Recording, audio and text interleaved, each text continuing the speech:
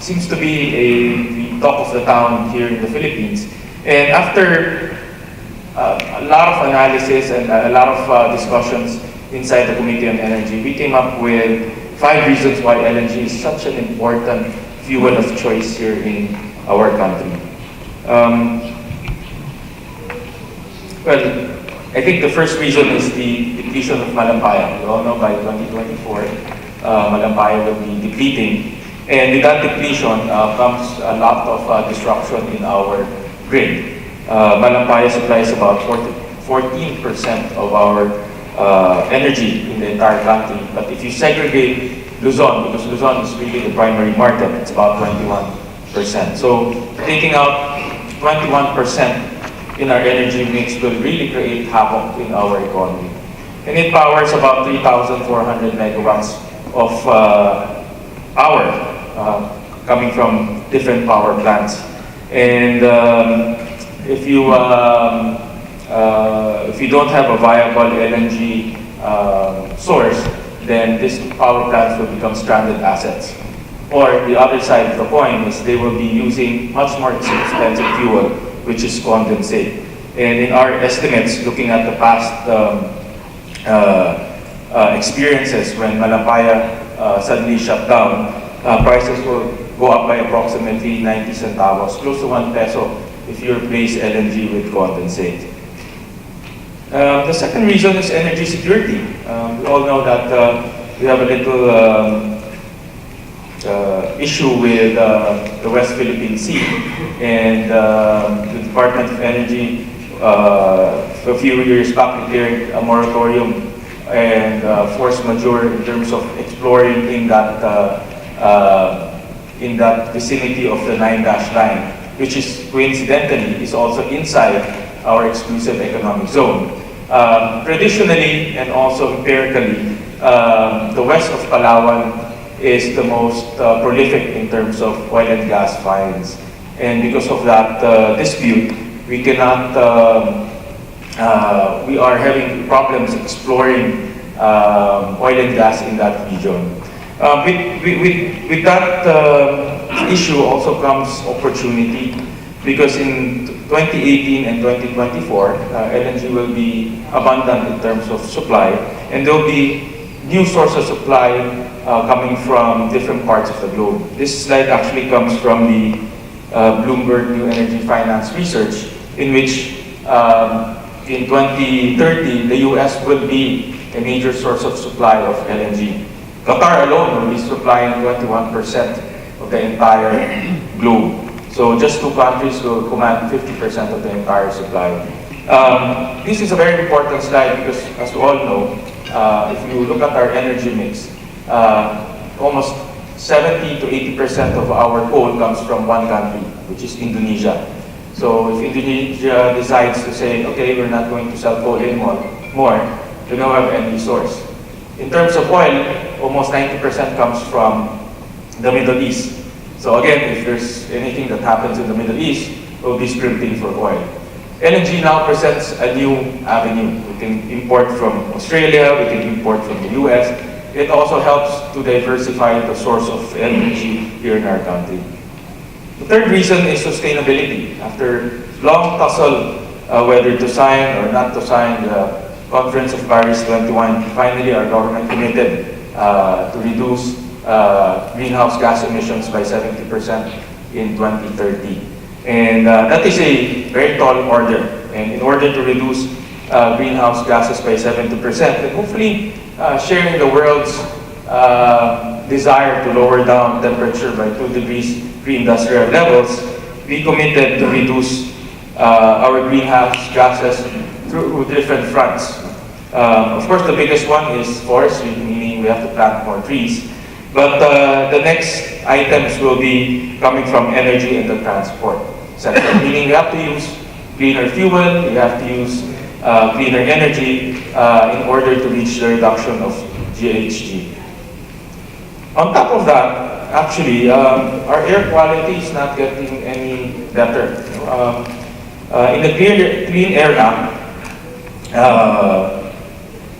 it's mandated that our air quality should not surpass 90 micrograms per cubic meter in terms of air quality. But the WHO, the World Health Organization, is a much more stringent, has a much more stringent requirement, which is about 20 micrograms per cubic meter.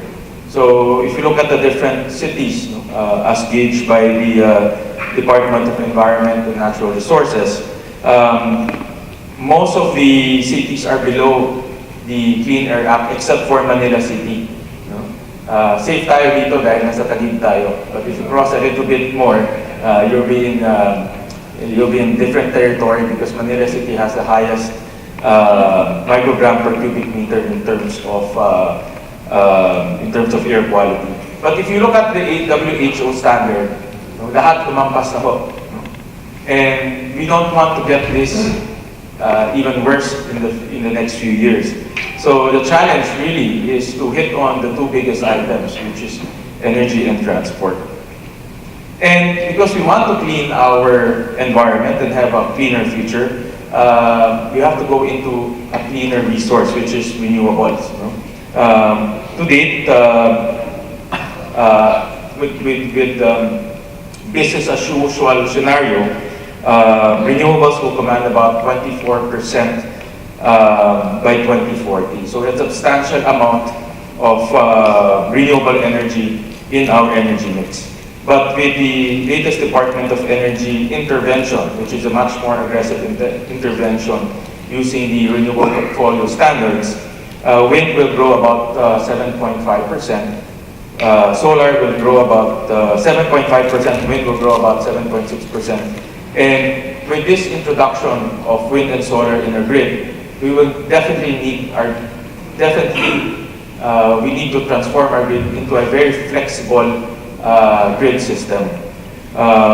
We don't want a scenario just like what happened in Negros Island, wherein there's about 400 megawatts of solar that came in all of a sudden, instantaneously, and created a lot of problems to the consumers.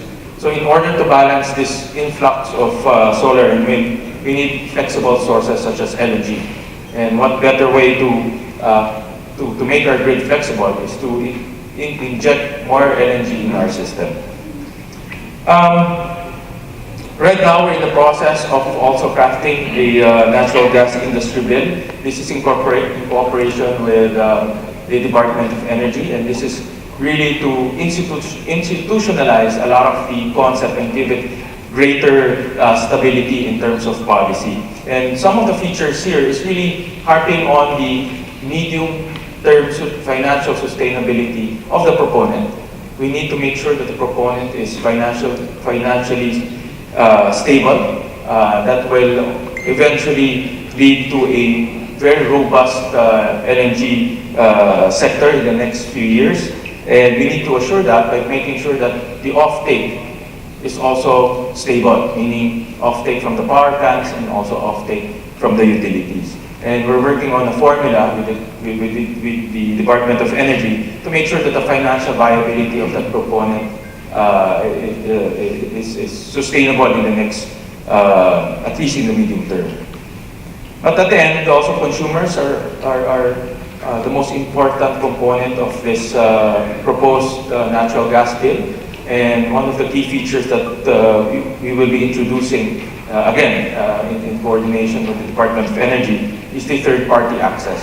I think this will promote competition among power producers.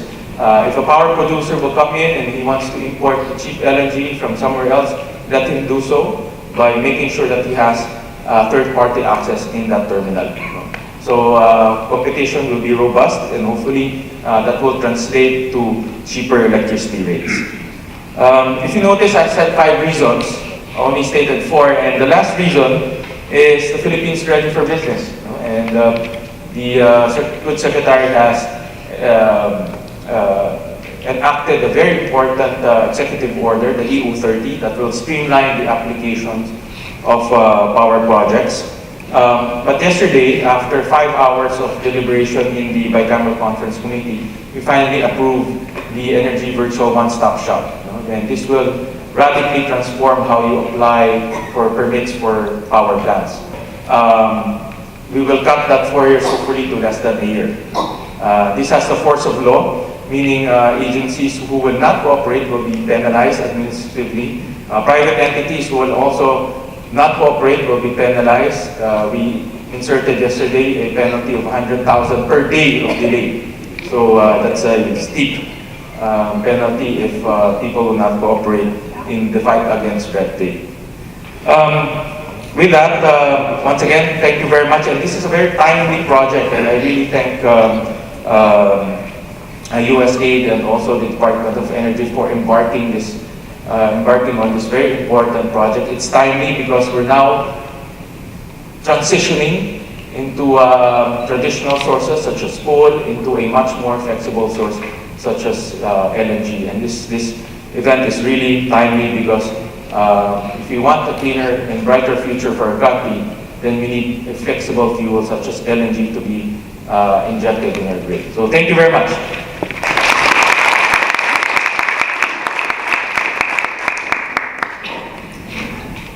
Good morning. Magandang umaga. As you've probably noticed, I'm not Ambassador Kim. He's either in an airplane or he's getting out of the airplane more or less right now. He was in the United States this past week. But it's my pleasure to try to represent him and represent the U.S. Embassy at this event.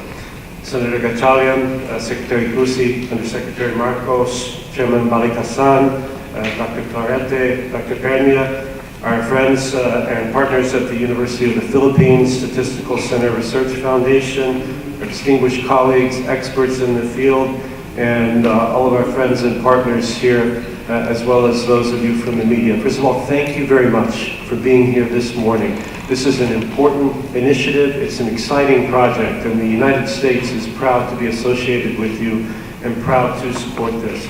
Senator, thank you so much for that informative presentation, which I think really captures the importance of the Philippines' energy policy and the steps that you're considering in order to keep your economy vibrant, in order to provide continually improved living standards for your people. The United States has a strong commitment to helping ensure energy security, governance, and access throughout the entire world, and certainly throughout the Indo-Pacific region.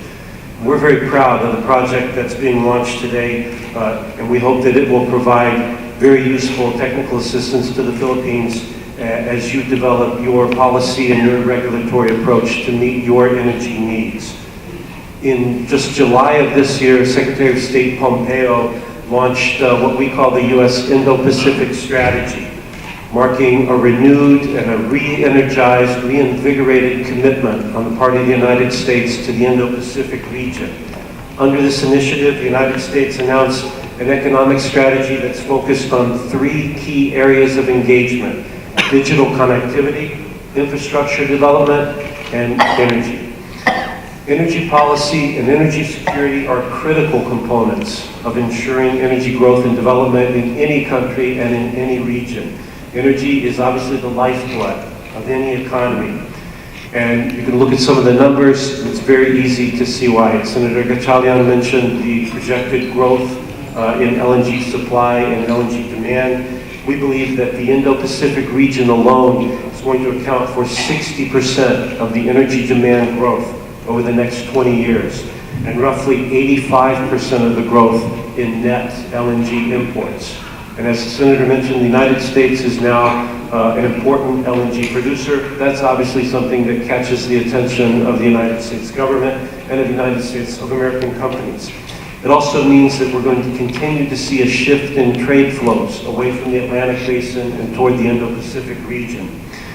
The project that will be signed today is the first technical cooperation program to be launched under what we call the Asia EDGE initiative. EDGE stands for Enhancing Development and Growth Through Energy. It's a key part of our Indo-Pacific strategy. Asia EDGE tries to harness a whole-of-government approach to invest resources to help the United States and all of our friends and partners throughout the region, especially including the Philippines, to import, produce, and deploy your energy resources. So we think this MOU that's going to be signed this morning is a great way to launch Asia Edge here in the Philippines. We're very proud that the United States government is directing a $500,000 grant to fund this gas policy development program, the GPDP, which is to be implemented by the outstanding experts and researchers at the University of the Philippines Statistical Center Research Foundation. This program is going to build on the capacity and expertise of another recently completed project with U.S. financial assistance, the Energy Policy and Development Program, which was coordinated with the University of Philippines Econ Foundation. The Gas Policy Development Program will support the Department of Energy of the Philippines in developing the necessary legal and regulatory frameworks and best practices for midstream and downstream natural gas sector, including the import of LNG. We think that paving the way for those LNG imports, as the Senator mentioned, is going to relieve the pressure on energy supply. It's going to provide the Philippines additional options, additional energy inputs to help diversify its power grid, diversify its energy mix, and enhance the energy security of the Philippines. It will also help ensure that the Philippine government is able to look at the entire range and consider the entire gamut of technologies and the companies offering those technologies, so that the Philippine government can make the best choice that best meets the needs of the Philippines for its energy security and affordable access to electricity.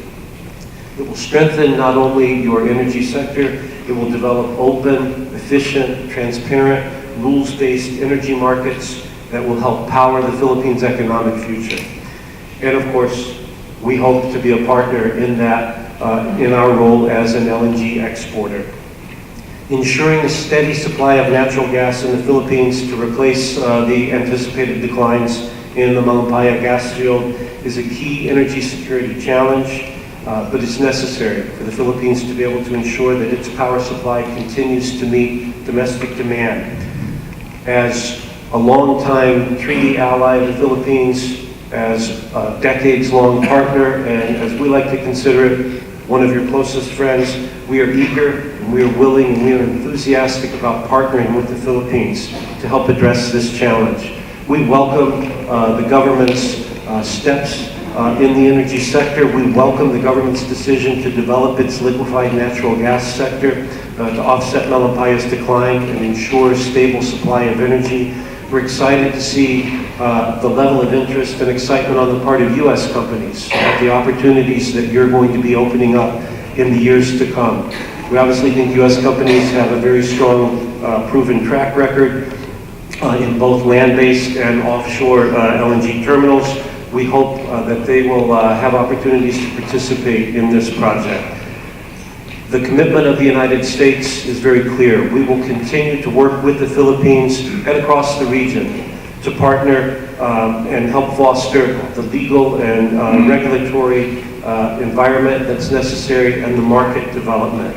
We will continuously support the reforms that you choose to make that help companies attract high-quality investment based on partnership, not on dependence. As a first step in the Philippines under the Asia Edge umbrella, this program will continue and strengthen the United States and the Philippines' long-standing partnership to strengthen energy security, create open, efficient energy markets, and expand access to reliable and affordable energy. Free markets, in our view, ensure stable supply, they ensure supply security, and they catalyze innovation. Innovation is what allowed the United States to suddenly become an energy exporter after decades of being dependent on outside supplies. It's what we want to see develop here in the region as well. We wish you all the best of success in this initiative. We are here to support you. Our congratulations on the signing of this memorandum of understanding, and thank you very much for allowing us to partner with you on this matter. Thank you.